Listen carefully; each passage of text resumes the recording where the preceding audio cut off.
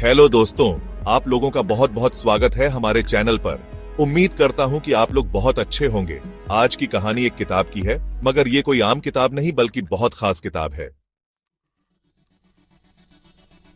ज्यादातर हम में से सभी लोगों ने कभी न कभी कोई न कोई किताब जरूर पढ़ी होगी, मगर क्या आपने कभी एक ऐसी किताब के बारे में सुना है जिसे शैतान की सबसे बड़ी किताब कहा जाता है? एक ऐसी किताब जिसे कागज पर नहीं बल्कि जानवर की खाल पर लिखा गया हो। एक ऐसी किताब जो इतनी बड़ी और इतनी भारी है कि उठाने के लिए कम से कम 2 लोगों की जरूरत पड़े। एक ऐसी किताब जो आज 800 साल बाद भी रहस्य बनी हुई है। एक ऐसी किताब जो जिसके पास भी गई उसे बर्बाद कर दिया। और सबसे अनोखी और मशहूर चीज जो इस किताब के बारे में कही गई वो ये कि इस किताब को सिर्फ एक रात में ही लिखा गया है। और मैं ये कोई हवाई बात नहीं कर रहा, बल्कि ये किताब आज भी इस दुनिया में मौजूद है। कई बार तो इस किताब को दुनिया का 8वां अजूबा तक घोषित करने की बात कही गई। कई साइंटिस्ट भी इस किताब के ऊपर शोध कर चुके हैं। वैज्ञानिकों ने इस किताब के बारे में क्या-क्या परीक्षण किए और क्या-क्या बताया, ये मैं आपको आगे कहानी में बताऊंगा। मगर पहले ये जानते हैं कि आखिर ये किताब है क्या। तो आप सभी लोग द होली बाइबल के नाम से जरूर वाकिफ होंगे, जो कि ईसाई धर्म का एक पवित्र ग्रंथ है।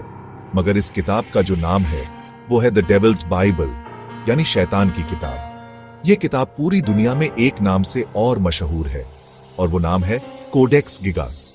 इस किताब में 310 पन्ने हैं, जो कि जानवर की खाल से बने हुए हैं, जिसके लिए लगभग 160 गड्ढों के चमड़ों का इस्तेमाल हुआ है। कहते हैं कि इस किताब में पहले 320 पन्ने हुआ करते थे, मगर आज सिर्फ 310 ही बचे हैं।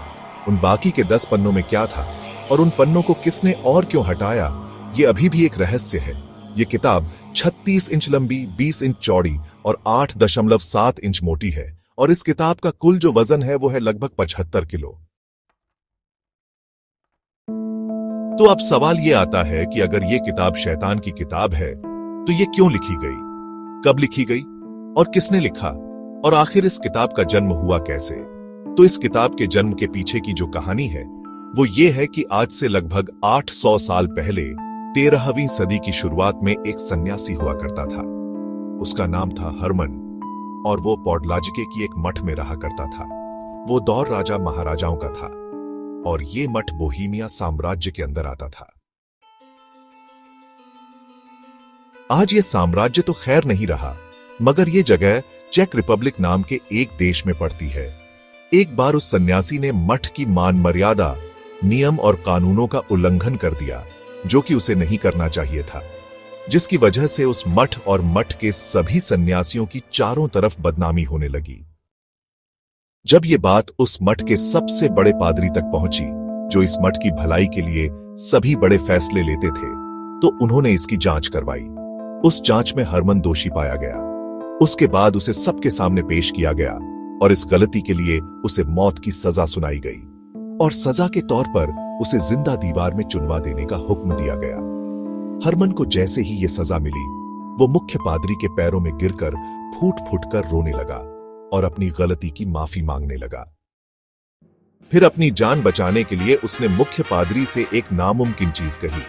उसने कहा कि उसे अपनी गलती का एहसास है, मगर अगर उसे अपनी गलती सुधारने का एक मौका दिया जाए तो वो एक ऐसी किताब लिखेगा जो आज तक इस दुनिया में कभी नहीं लिखी गई। ये किताब पूरी मानव जाति की भलाई करेगी, और ये किताब पूरे मठ को भी गौरवान्वित करेगी, और इस पूरी किताब को लिखने का काम वो सिर्फ एक रात में पूरी कर लेगा। जैसे ही ये बात उस मठ के मुख्य लोगों ने सुनी, सभी एक दूसरे से फुसफुसाने लगे कि ये क्या बोल रहा है, ऐसा करना तो बिल्कुल नामुमकिन है। खैर, उसके बाद सभी से बात करने के बाद उस मठ का मुख्य पादरी हरमन से कहता है कि ठीक है, हम तुम्हें एक मौका देते हैं। अगर तुमने एक किताब एक रात में पूरी कर दी तो कल सुबह तुम्हारी मौत की सजा को माफ कर दिया जाएगा और तुम्हारी जान बख्श दी जाएगी। इसके बाद हरमन ने किताब लिखना शुरू किया, और वो पूरा मन लगाकर ये काम करने लगा। धीरे धीरे वक्त बीतता गया, और जब आधी रात हो गई तो उसे एहसास हुआ कि यह नामुमकिन है कि वो इस किताब को सुबह होने तक पूरी कर ले, और अगर पूरी नहीं कर पाया तो सुबह उसकी मौत तय थी। अब उसे कोई रास्ता नहीं सूझ रहा था। उसके पास सिर्फ दो ही ऑप्शन थे, या तो वो ये किताब सुबह होने तक पूरी कर ले और सजा से बच जाए, जो कि नामुमकिन था, या फिर सुबह अपनी मौत के लिए तैयार रहे। इसी उधेड़बुन में कुछ वक्त और बीत गया और अब उसके पास बहुत ही कम वक्त बचा था। उसके बाद उसने एक ऐसा काम किया जो कि शायद वो नहीं करता तो इस किताब का जन्म नहीं होता। आमतौर पर जब एक इंसान किसी मुसीबत में होता है तो वो अपने भगवान, अल्लाह या गाइड को याद करता है, मगर उस सन्यासी ने इसकी बजाय शैतानों के देवता लूसीफर को याद किया और आधी रात के बाद एक विशेष प्रार्थना की। उस प्रार्थना में उसने शैतान के देवता लूसीफर का आवाहन किया और प्रार्थना के जरिए उसे अपने पास बुलाया। क्योंकि हरमन एक पहुंचा हुआ सन्यासी था, मठ में रहता था, तो उसे कोई दिक्कत नहीं हुई और शैतान तुरंत उसके सामने आ गया। तो शैतान बोला कि मैं सुबह तक तुम्हारी इस किताब को पूरा तो करवा दूंगा, मगर मुझे इसके बदले में क्या मिलेगा? सन्यासी बोला कि मेरे पास तो तुम्हें देने के लिए अभी कुछ है नहीं। तो शैतान बोला कि एक चीज तुम मुझे दे सकते हो और वो है तुम्हारी आत्मा। हरमन के पास कोई और चारा था नहीं, तो वो अपनी आत्मा शैतान को बेचने के लिए तैयार हो गया और इसके बदले में शैतान को सुबह होने तक उसकी ये किताब पूरी करनी थी। दोनों के बीच ये समझौता तय हो गया। उसके बाद वो रात बीतती है और सुबह जब वो सन्यासी उठता है तो उसके सामने 310 पन्नों की गधे की खाल पर लिखी हुई ये किताब रखी थी। हरमन ये देखकर बहुत खुश हो जाता है। फिर जब सुबह उस मठ के अधिकारी वहां पहुंचे तो वो भी इतनी बड़ी किताब को देखकर दंग रह गया।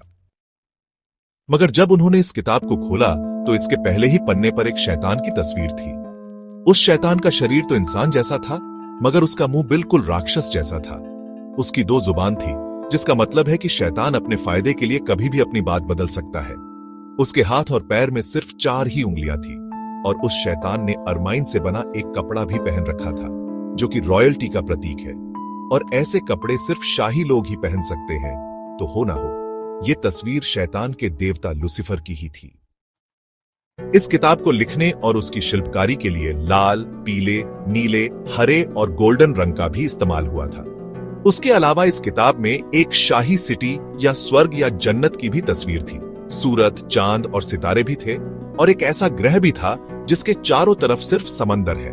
उस किताब में पूरी बाइबल लिखी हुई थी, प्राचीन इतिहास का भी जिक्र था और शैतान को बुलाने, उसकी पूजा करने, टोना, टोटका, काला जादू और इलाज के अलग अलग तरीकों का भी जिक्र था। यह किताब लैटिन भाषा में लिखी हुई थी, मगर कहीं कहीं पर इसमें हिब्रू, ग्रीक और सैल्विक भाषा का भी इस्तेमाल हुआ था। पर कुल मिलाकर इस किताब में शैतान की पूजा करने और शैतान को अच्छा दिखाने की कोशिश की गई थी। इन्हीं सब वजहों के कारण इस किताब का नाम द डेविल्स बाइबल यानी शैतान की किताब रख दिया गया। और कोडेक्स गिगास भी, दरअसल कोडेक्स गिगास एक लैटिन शब्द है जिसका मतलब होता है बहुत बड़ी किताब, और आज भी ये किताब मध्यकालीन युग में लिखे जाने वाले दुनिया की सबसे बड़ी हस्तलिपि यानी हाथ से लिखी हुई किताब है।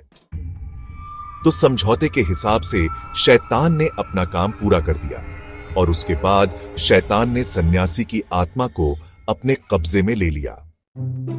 उस वक्त से लेकर आज तक इस शैतानी किताब ने बहुत लंबा सफर तय किया और ये जिसके हाथ भी लगी उसका कभी भला नहीं हुआ। उसके साथ कोई ना कोई गड़बड़ जरूर हुई और इसकी शुरुआत उसी मठ से शुरू हो गई। देखते ही देखते इस किताब के चर्चे पूरी दुनिया में फैल गए कि कैसे सिर्फ एक रात में ही इस किताब को लिखा गया है।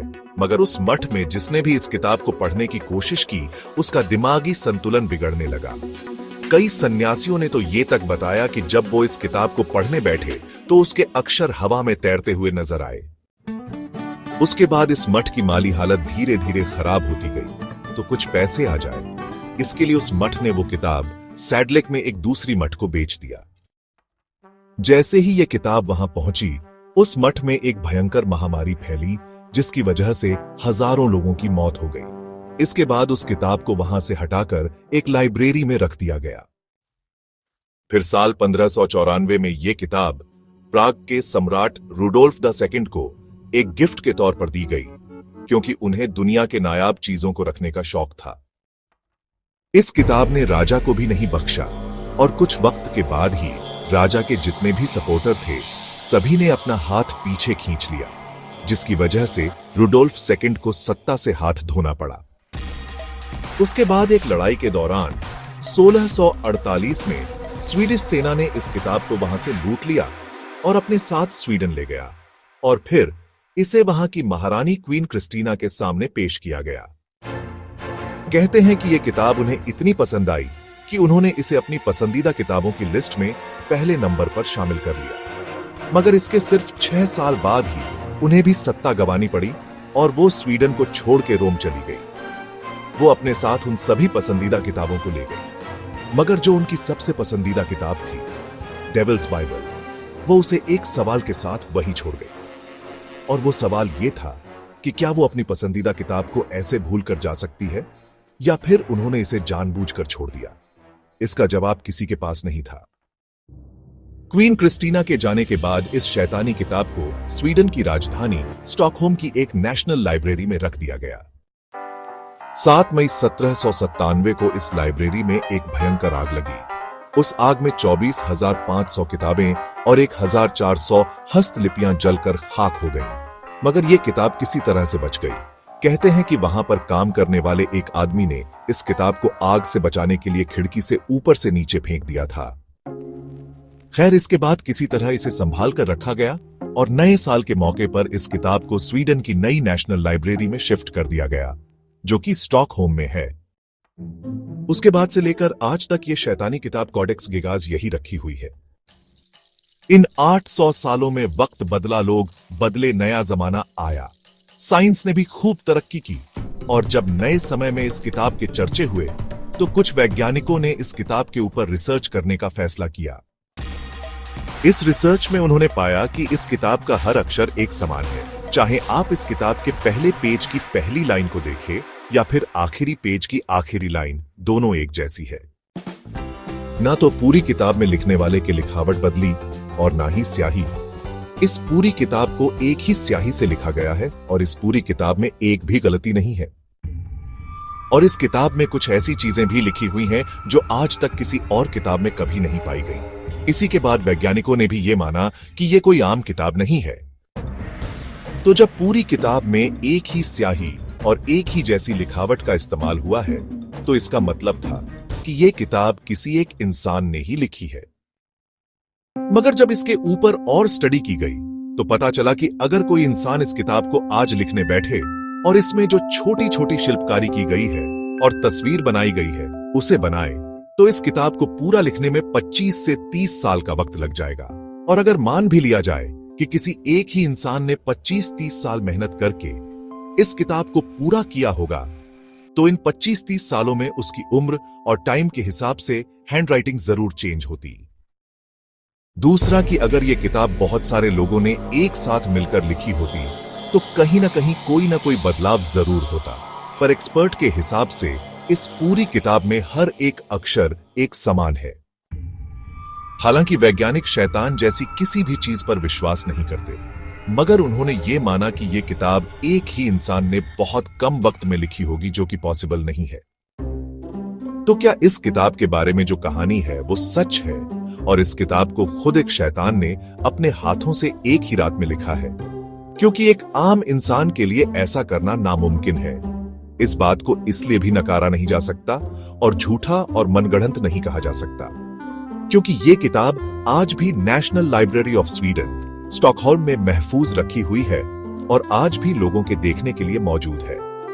अगर आप लोगों को कभी स्वीडन जाने का मौका मिले तो स्टॉकहोल्म की उस लाइब्रेरी में जरूर जाएगा और इस किताब को जरूर देखेगा।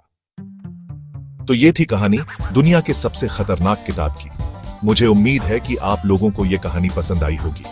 अगर आपको कहानी पसंद आई हो तो इसे लाइक करें और कमेंट करके बताएं कि आपको कहानी कैसी लगी, और इसे ज्यादा से ज्यादा शेयर करें और चैनल को सब्सक्राइब करके बेल आइकन को जरूर दबाएं ताकि आप मेरी कोई भी कहानी मिस ना करें और इस चैनल के साथ ऐसे ही जुड़े रहे। मैं आपसे मिलूंगा अगली कहानी में।